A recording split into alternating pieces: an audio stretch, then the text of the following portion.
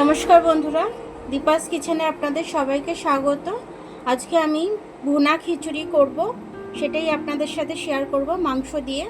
তো চলুন আমি কিভাবে করি এটা দেখে নিই। আমি এখানে কড়াতে আমি তেল গরম বসিয়ে দিয়েছি কড়াইতে।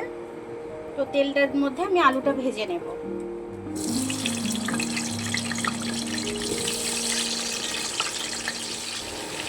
একটু হলুদ দিয়ে দেবো আলু ভাজাটার মধ্যে, আমি একটু নুন দিয়ে দেবো,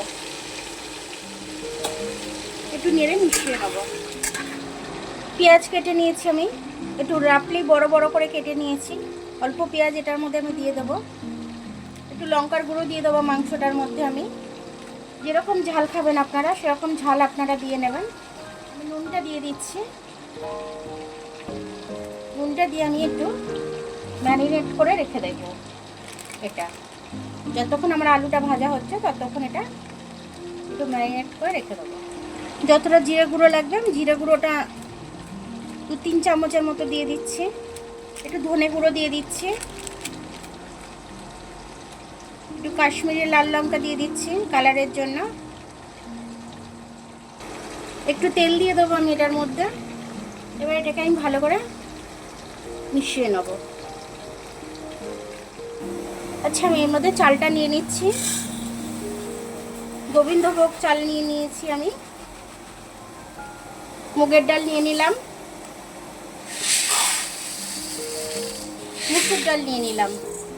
যতটা চাল ততটা ডাল নিলাম আমি। এবার আমি এগুলো ধুয়ে নেব। চালটা আর ডালটা আমি ভালো করে ধুয়ে নিয়েছি। মুগের ডাল আর মুসুর ডাল একবারে মিশিয়ে ভালো করে ধুয়ে নিয়েছি। আলুগুলো আমার লাল লাল করে ভাজা হয়ে গেছে। আলুগুলো আমি তুলে নেব। লবঙ্গ, ডালচিনি আর এলাচ আমি এটা ফোড়নে দিয়ে দেবো। কিছুটা পেঁয়াজ কুচিয়ে রেখেছিলাম, সেটা আমি দিয়ে দিচ্ছি এর সাথে ভাজার সাথে। পেঁয়াজের মধ্যে আমি 2টো তেজপাতা ছিঁড়ে দিয়ে দিলাম। এবার আমি একটা মশলা বানিয়ে নেব। আদা রসুন এগুলো সব আমি একটা মশলা বানিয়ে নেব। এটা যতক্ষণ ভাজা হচ্ছে আমার রসুন আর আদাটা আমি ছাড়িয়ে নিয়েছি, এটা বেটে নেব আমি। মাংসটা দিয়ে দিচ্ছি আমি। মাংসটা এবার ভালো করে আমি একটু কষে নেব। এখানে আমি একটু জয়িত্রী ফুল নিয়ে নিয়েছি, এখানে এলাচ নিয়ে নিয়েছি, লবঙ্গ নিয়ে নিয়েছি, ডালচিনি নিয়ে নিয়েছি। এই মশলাটাকে আমি পেস্ট করে নেব। পুরো মশলাটা আমি মিক্সির জারে দিয়ে দিচ্ছি। সম্পূর্ণ মশলাটা আমি বেটে নিয়েছি। এর সাথে আমি 4-5টা শুকনো লঙ্কা দিয়ে দিয়েছিলাম, যাতে ঝালটা খুব ভালো হয়। খিচুড়িতে একটু ঝাল ঝাল না হলে তো ভালো লাগে না, সে কারণে। মাংসর মধ্যে মশলাটা দিয়ে দেবো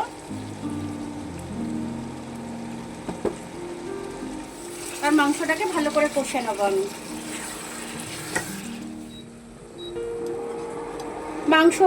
মাংসটা আমার ভালো মতো কষা হয়ে গেছে, দেখুন তেল ছেড়ে দিয়েছে একদম।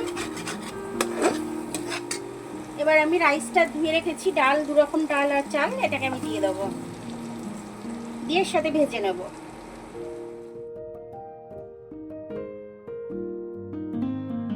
পুরো রাইসটাই আমি দিয়ে দিচ্ছি এটার মধ্যে।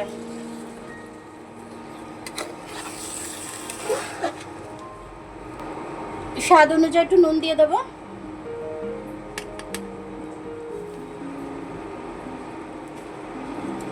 এবার এটাকে আমি ভালো করে ভেজে নেবো একটু চালটাকে। এবার আমি এই খিচুড়িটা অন্য কিছুতে আমি ট্রান্সফার করে নেবো। এই প্রেশার কুকারটা বসিয়েছি, এটার মধ্যে আমি সব রাইসটা দিয়ে দেবো। প্রেশার কুকারের মধ্যে আমি ট্রান্সফার করে নিলাম সবটাই। এবার এটার মধ্যে আলুগুলো ভেজে রেখেছিলাম, আলুটা দিয়ে দিচ্ছি। এবার এটাকে আমি ভালো করে মিশিয়ে নেবো। ঢাকনাটা দিয়ে দেবো। এবার প্রেশার কুকারের ঢাকনাটা খুলে দেখে নেব। খুব সুন্দর আমার এটা ঝুড়ো ঝুড়ো হয়ে গেছে একদম। যেরকম চেয়েছিলাম আমি ঠিক সেরকমটাই হয়েছে। তো আমি এটা নামিয়ে নিচ্ছি। চিকেন দিয়ে আমার ভুনা খিচুড়িটা হয়ে গেল। খুব সুন্দরভাবে ভুনা হয়েছে একদম, মানে ঝুড়ো ঝুড়ো চেয়েছিলাম, ঝুড়ো ঝুড়োই হয়েছে।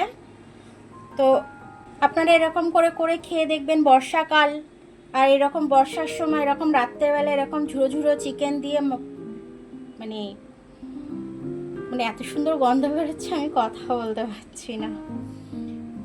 চিকেন দিয়ে এরকম যদি আপনারা মানে গোবিন্দভোগ চাল দিয়ে এরকম সুন্দরভাবে আপনারা যদি রান্নাটা করেন, খুব সুন্দর লাগবে, বাড়ির সবাই খেয়ে আপনাদের সুখ্যাত করবে। ইভেন আপনাদের নিজেদেরও খেতে খুব ভালো লাগবে, বাচ্চারাও খুব মজা করে খাবে। বর্ষাকালে গরম গরম খিচুড়ি, চিকেন দিয়ে ভুনা খিচুড়ি খুব ভালো লাগবে খেতে। আমার ভিডিওটা দেখার জন্য অনেক অনেক ধন্যবাদ। আমার ভিডিওটা যদি আপনাদের পছন্দ হয়, একটু লাইক, সাবস্ক্রাইব, বেল আইকনটা একটু টিপে দেবেন। আর যদি ফেসবুক থেকে দেখেন, লাইক আর ফলোটা একটু করে দেবেন। আবার কাল দেখা হবে নতুন রেসিপির সাথে। ততক্ষণ আপনারা ভালো থাকবেন, আমি আসছি।